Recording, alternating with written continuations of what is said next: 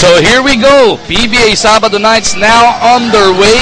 Ang mga nakaasul na San Mig Coffee ang unang kukuha ng possession dito. Jason, napaka-interesanting matchup dito. Yung magiging bakbakan, yung backcourt na magkabilang kupunan. I think all across the table, when you look at both teams, these are one of the two deeper teams in the league. Kaya magiging interesting sa lahat ng mga matchup na makikita natin dito. Etong Petron Blaze Boosters, after dropping their opening assignment kontra sa Meralco, has picked up 3 wins in a row. At ang maganda doon is Jumar Fajardo draws first blood.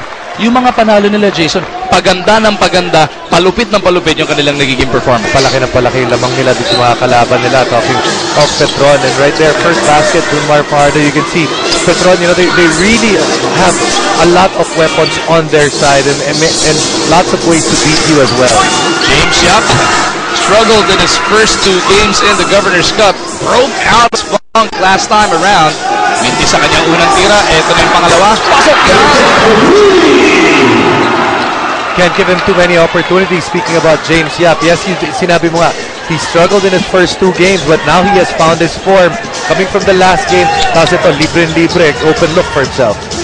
Elijah Millsap, one of the most impressive imports of the batch, gets those 3 points right away. Abante na naman dalawa ang Petron. Yeah, you're right. He's one of the more impressive ones. But when you look at the lineup of imports that we've had this conference, if not all, lahat sila talagang magagaling yung nakuha nating batch ng mga imports ngayon. Kita mo naman, itong Petron is playing their 5th game. San Mig Coffee nasa 4th game. Pero andito na tayo sa stage ito. Wala pa nagkakapalitan sa ganda ng crop ng imports natin. I think maximum na talaga yung dalawa na magpapalit. Meron kang clue kung sino. I mean, if ever there was going to be a maximum na dalawa na yun. Given the fact that we're almost halfway done, we're reaching the halfway point of the tournament already. Baka yung iba, baka gumambol pa. Millsap is blocked on the floor by Fajardo, Cabagnot, Tubid, and Santos. Naiwan. Itong si Millsap kay Blakely. Vigorous with a reverse, and we are tied at 5. We've seen some crazy crossovers mula kahapon hanggang ngayon, and yung mga crossovers na yun really shaking down yung mga defenders.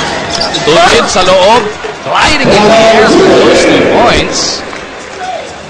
Beautiful basketball being displayed by both sides so far.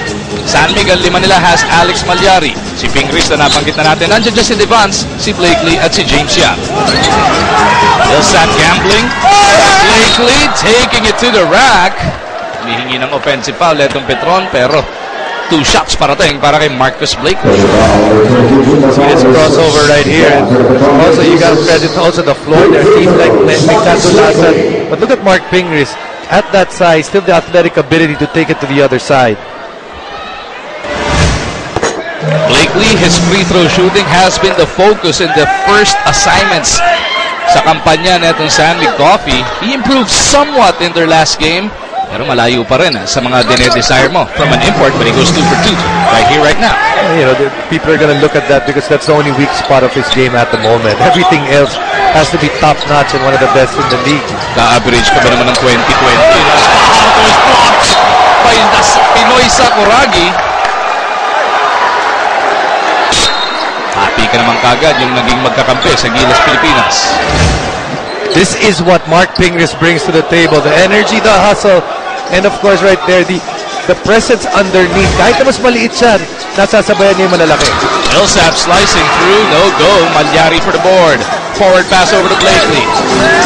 Marcus out to James. Here's another 3. Pretty easy basketball para dito sa San Mig Coffee. What they're doing right now is they're pushing the ball early, and when they push the ball early, at least it doesn't give the chance for Petron's defense to set up. Credit the point guard, credit as well for Blakely dahil tinutulak nila yung bola na maaga. Cabagnot looking for Tubid. Dadali niya sa kabilang dulo yung bola. Now it's up to Arwin Santos. 5 seconds on the shot clock para sa Petron. Tubid's in trouble. Taken away now by James. Forward to Blakely. Tomahawk is good para sa San Mig Coffee, forcing Petron into this early timeout. Higit 8 minuto pa natitira sa ating opening frame. 5 kaagad ang abante ng San Mig Coffee Mixers after this throwdown. was saying that when Mark Pingris came in, it gave them a huge lift. Not only on the offensive side, more importantly on the defensive side. Patulong ni Blake Lee na anchor doon sa depensa. Mark Pingris talagang tinutuloy yung kanyang naging performance sa Gilas, Pilipinas as Arwin Santos pulls the trigger. He's been having a miserable time from deep dito sa Governor's Cup. Only hit one of those deep ones so far in the tournament. Devance looking to show him how it's done. Di ubra, Santos para sa rebound. Cabagnot waiting for that Fajardo pick. Alex over to the left side. Blocking foul whistle there. Ikalawang personal foul para dito si Joe Devance.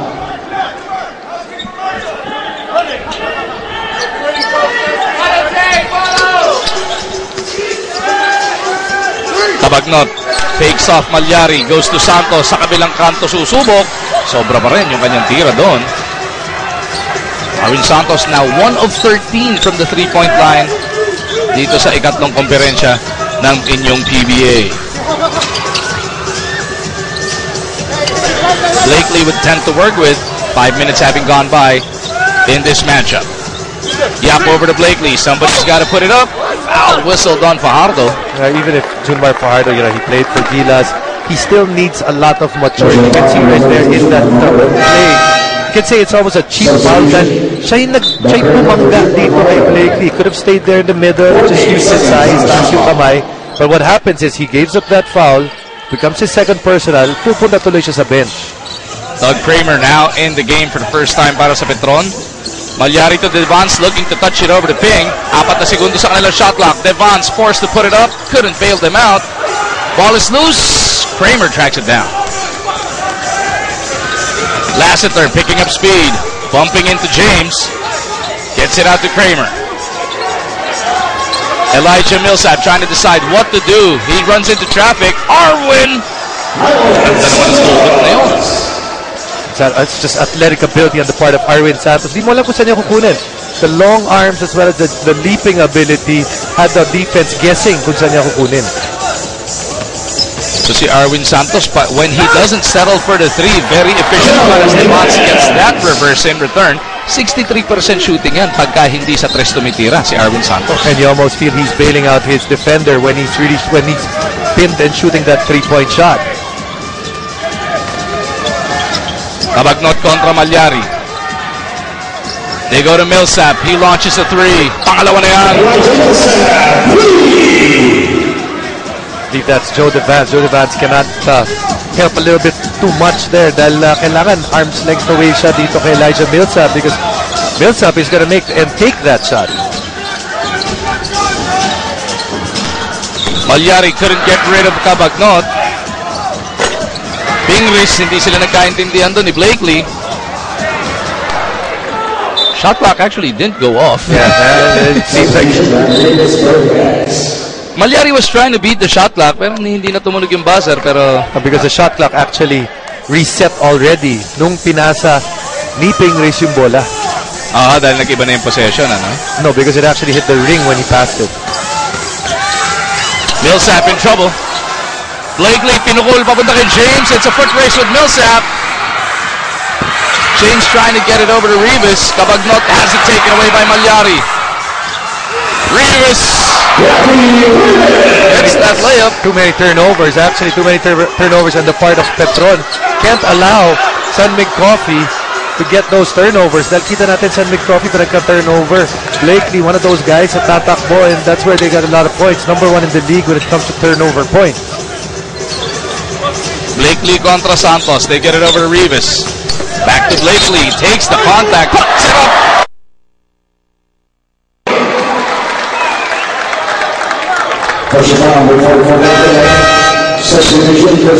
Marcus Blakely able to hurt itong Petron in many ways so far.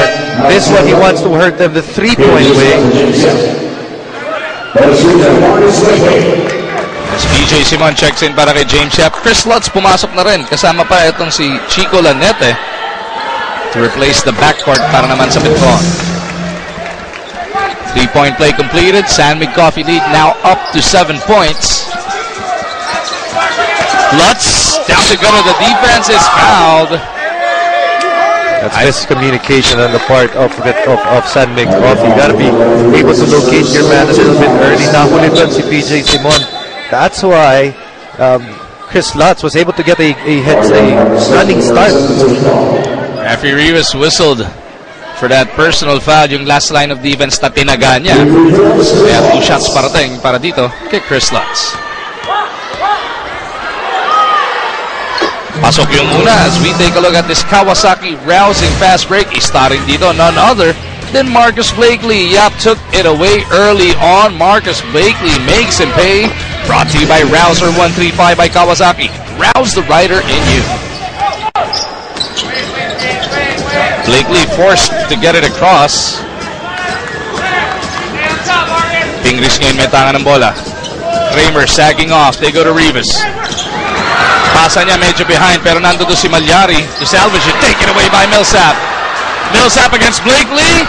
Did the right thing there. It actually leaped a little early. Tapos diniretso niya yung katawan niya kay Blakely. Blakely, the shot blocker, couldn't get off. Able to get the 2 points. Chase down sana. Nagulangan siya, no? As Alain Maliksi enters the contest, masama pa itong si Baroka. Pahinga muna si Malyari and Ping. And you look at what Millsap does here. Dumiretso siya, yung katawan niya. He let his body cut across the lane there. Hindi makahabol ngayon at makatalon nitong si Marcus Blakely. PJ Simon off the catch. Kramer for the board. Lutz on the move. Sasalubungin nito ni PJ Simon. Kramer sliding. Kramer with the 2 points. Lutz and Kramer connecting para dito sa Petron. Sabi ng iba, parang magkapatid lang ang peg neto. Sa sequence na yun, pinakita nila, kilalang-kilala nila ang mag-isa't isa.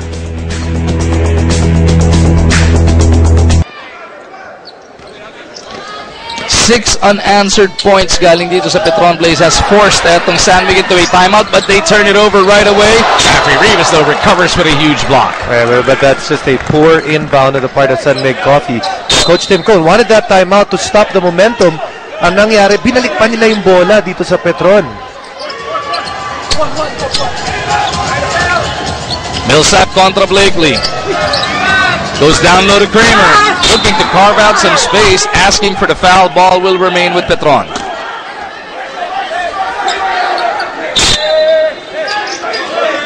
Lanete maglalabas.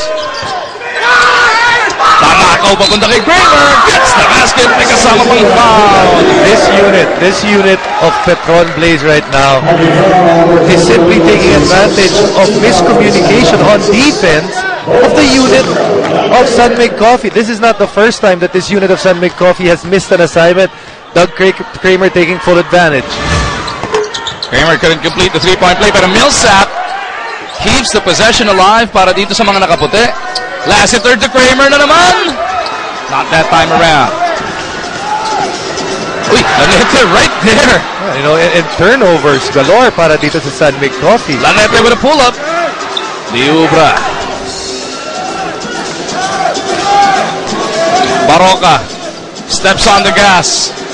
Drops it off papunta kay Rivas. San Miguel reset this attack with only 10 seconds to shoot. Maliksi flashes, Baroka pops out, 3 to shoot para sa mga naka-asul. They get it to Rivas for the leaner. Airball ang resulta.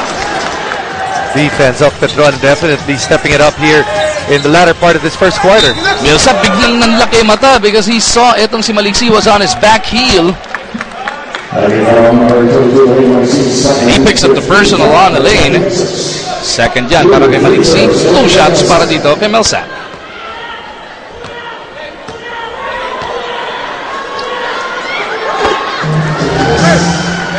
Mapapanood na din ang PBA sa pinakabagong channel sa Pay TV, Hyper ang tawag dyan. Please check with your local cable operators for availability.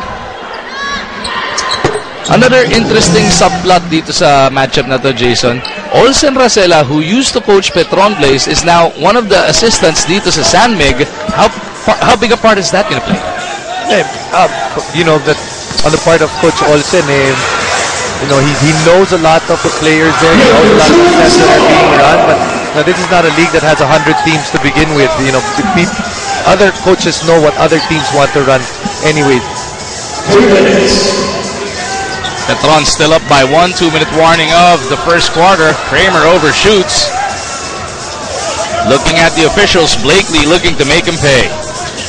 Backdoor cut by PJ! That's a really tight pass, and that's just a good pass on the part of Marcus Blakely. And PJ Simon with enough concentration na hindi siya nawala kahit na ilang kamay ang dinaanan ng bola na yon. Lanete breaking down. Ito si Baroka pero nandoon si Blakely to send it back. What help being shown here by Marcus Blakely. Lassiter bodying up on the San Miguel import. Blakely using his footwork, looking for Rivas. Blakely picks it right back up. Puts it off the rim. Rivas is there to clean it up. Offensive rebound that time. Ginamit ng Petron, or rather ng San Mig Coffee. Only the first 2 offensive rebounds actually in that play na yun. Lassiter fouled by PJ Simon. Take another look at that last sequence. You know what a pass, ano? Yun yung passing, yung kanina before this block, yun yung pinapasa mo doon sa lugar, wala pa yung tao, with the complete confidence na dadating din yung kakampi mo. That's just real, knowing each other. Remember, since in the first tour of duty of Marcus Blakely with this team, kaya naman may knowledge na siya kung ano yung mga gustong gawin ng kanyang mga kampi. As Yancy De Ocampo enters the contest for the first time, papalitan si Rafi Rivas. Pingris nandiyan na rin para naman kay Blakely.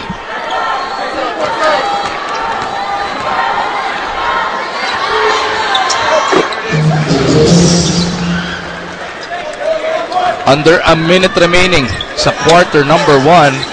It is San Mig Coffee by 2 points, 25-23. High-scoring first quarter so far, Jason. Does this favor any of these teams or okay lang yan? Well, actually, both teams like to score. They like to run so much. But because Marcus Blakely pushes the ball so hard, it makes them a hard-scoring team on the run as well. 2 for 1 there para dito sa Petron, ginawa ni Elijah Millsap. PJ contra Lutz, bounces it over to De Ocampo. He anchors the triangle, handoff pabalik kay Simon.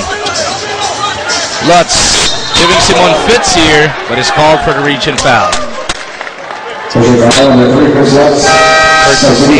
more ways that won that foul of Chris Lutz because they went for a 2 for 1, and now since they fouled, nawala yung opportunity para sa 2 for 1 para dito sa Petron Blaze. Alexi waiting for the motion to get it out to Baroka.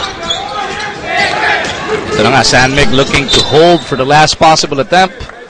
Slapped out of bounds with 9.3 remaining.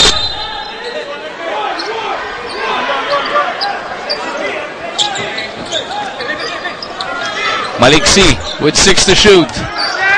Couldn't get rid of Lassiter. Maliksi off the twirl. No go. Junmar Fajardo clears the board and that'll do it. Para sa unang 12 minuto ng aksyon, ang San Mig Coffee ang magbabaon ng 4 na puntos sa kalamangan after James Yap buried this 3 and San Mig Coffee got off and running. Pero si Millsap di naman pumayag na masyadong magpalayo. 27-23 na sa ating talaan.